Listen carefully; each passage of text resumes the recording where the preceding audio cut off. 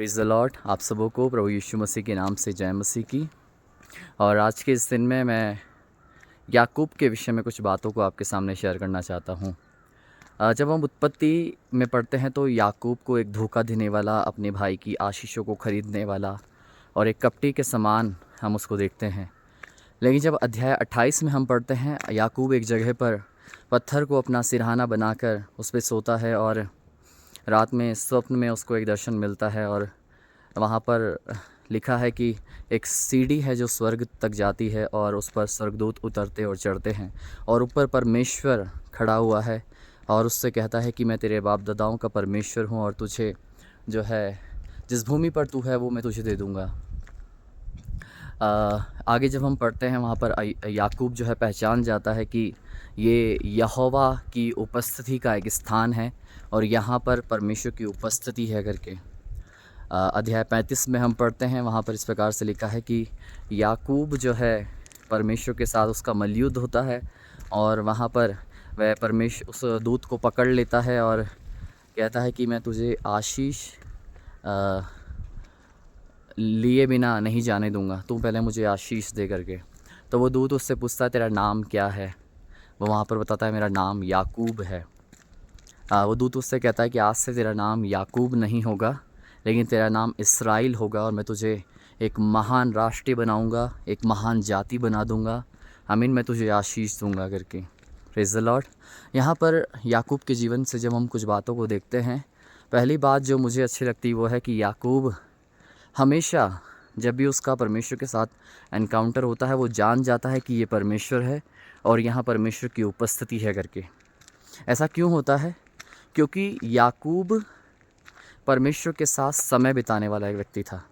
जब हम परमेश्वर के साथ समय बिताते हैं, जब हम परमेश्वर के साथ अपने टाइम को परमेश्वर को देते हैं और परमेश्वर की उपस्थिति में जाकर बैठते हैं, आमीन, परमेश्वर की उपस्थिति हमें बताती है कि परमेश्वर ने हमारे लिए क्या योजनाएं बनाई हैं, क्या बातें परमेश्वर ने हमारे लिए तैयार की हैं।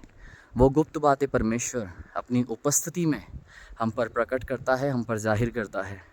आमीन। आज के इस दिन में मैं आपसे कहना चाहता हूँ, परमेश्वर की उपस्थिति में समय बिताएं, तब हमें मालूम चलेगा कि परमेश्वर ने हमारे लिए जो योजनाएं बनाई हैं वो कितनी महान है और कितनी बड़ी है। कई बार हम छोटी आशीषों के लिए प्रार्थना करते रहते हैं, लेकिन परमेश्वर कई बार हमें राष्ट्रीय बनाना चाहता है, हमें ऊंचा करना चाहता है, जातियों में महान करना चाहता है। Praise the Lord. आमीन। परमेश्वर के साथ जब हम समय बिताएंगे, परमेश्वर अपनी वो गुप्त बातों को परमेश्वर हम पर प्रकट करेगा, क्योंकि उसका वचन कहता है मैंने तुम्हारे लिए जो योजनाएं बनाई वो हानि और नाश की नहीं है परंतु लाभ की है और अंत में तुम्हारी आशा पूरी होगी। Praise the Lord. आमीन। मैं आज आपको उत्साहित करना चाहता हूँ, परमेश्वर के साथ समय बिताएं, उसके वचन में समय बिताएं, परमेश्वर के वचनों का अध्ययन करें। परमेश्वर आपके लिए जो भली बातें तैयार कर रखी है वो आपके सामने लाकर प्रकट करेगा। जिस तरह परमेश्वर ने याकूब को कहा कि मैं तुझे एक महान राष्ट्रीय बनाऊंगा और अब से तू धोखा देने वाला नहीं, तू कपटी नहीं कहलाएगा लेकिन तू एक इस्राएल कहलाएगा। और आज हम इस्राएल को देख सकते हैं, हर जगह पर इस्राएल के चर्चे हैं और इस्राएल एक महान देश के रूप में जाना जाता है। बहुत से लोग कहते हैं कि इस्राएल का खुदा हमसे आकर लड़ता है। Praise the Lord. आमीन। सच में परमेश्वर के पास मेरे और आपके लिए बहुत बड़ी बड़ी योजनाएं हैं, जितना हम सोच नहीं सकते, जो हमारी आँखों ने नहीं देखी, हमारे कानों ने नहीं सुनी और हमारे चित्त में नहीं चढ़ी, वो चीज़ें परमेश्वर ने मेरे और आपके लिए तैयार की है। Praise the Lord. परमेश्वर आपको आशीष करे और परमेश्वर आपको महान करे, ऊंचा करे और हर एक क्षेत्र में आप बढ़ते जाएं और परमेश्वर के अनुग्रह को, उसकी सामर्थ को अपने जीवन में देखें। Praise the Lord. प्रभु का अनुग्रह, उसकी दया आपके जीवन में होती रहे। आमीन, आमीन।